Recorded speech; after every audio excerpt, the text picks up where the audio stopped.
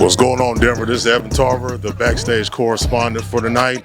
I'm standing here with a man who needs no introduction, a pioneer, a West Coast legend, the one and only DJ Quik.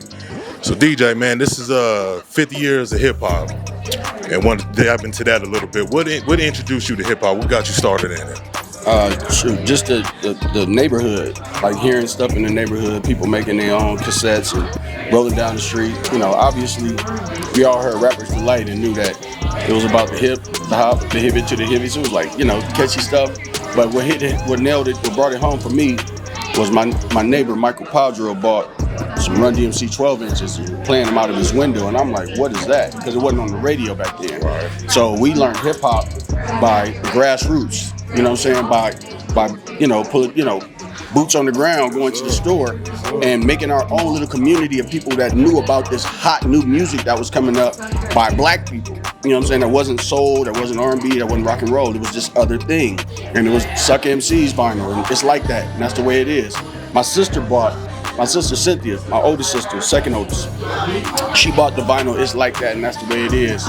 When it came out, it was like 82, 80, whatever, 81, 82, 83. And it was like, wow, you just listen to that 12-inch over and over, the sound of it, the energy of it. And then they came out with even more underground stuff, like, you know, the Live at the Funhouse record, you know, the Mr. Magic, where they did Here We Go, live, to the Big Beat, the Billy Squire Big Beat. That's one of the best records ever.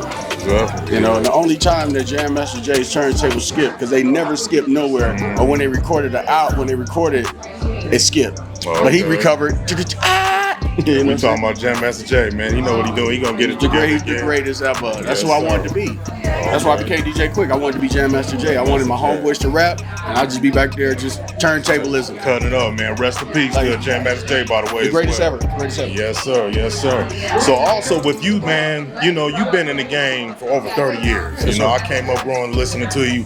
What does it mean for you to, you know, to look at hip hop, how far we've come, and what it is, and the recognition that we're getting out? What does it mean to you sitting back and watching as you're still doing your thing to see where the hip hop has become now? Well, I don't want to sound like weird or the old guy, but it's like watching your kids grow up and be successful. Right. You know, be everything you wanted them to be. Because we didn't have that foresight back then. We was trying to get in and make our difference and get kicked out like everybody else was doing. Like, you know, LL Cool J taught us, you know, your career is only 7 years long. You know, the record deal's 7 years. That's it. You got to do everything you can, and then it's over.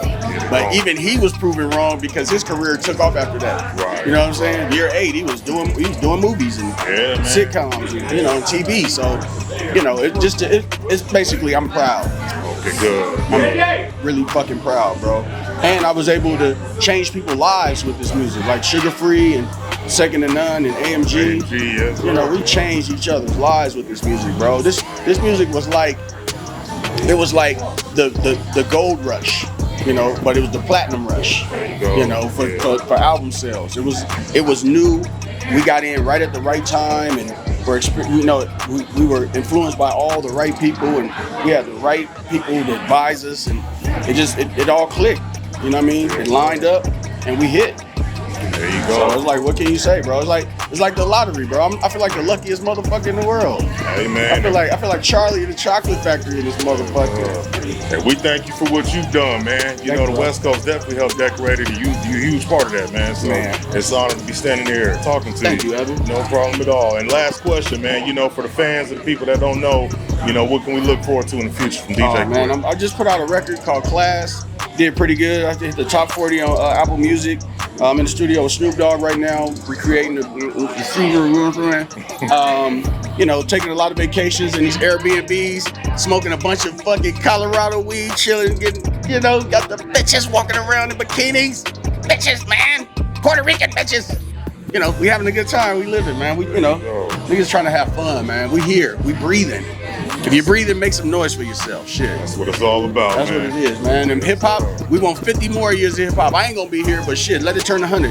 And I hope more kids, more in the city, you know, anybody that's deprived or downtrodden, I hope hip-hop change their lives too and make all their dreams come true. And if not hip-hop, anything else, just follow y'all dreams, y'all. You know, if I want to be inspirational, if y'all want to hear me, just follow y'all dreams, y'all. But hip-hop definitely was our vehicle. That was the rocket to the moon. There you go. Hip-hop ain't going nowhere, man. Remember that one. So. Never. Yeah, hey, my man, thank you again. No problem. Good talking to you, man. Know you gonna do your thing on the stage Oh tonight. yeah, we about to go have fun. Yes, sir. You know it. Yes, sir. Flow 107.1, man.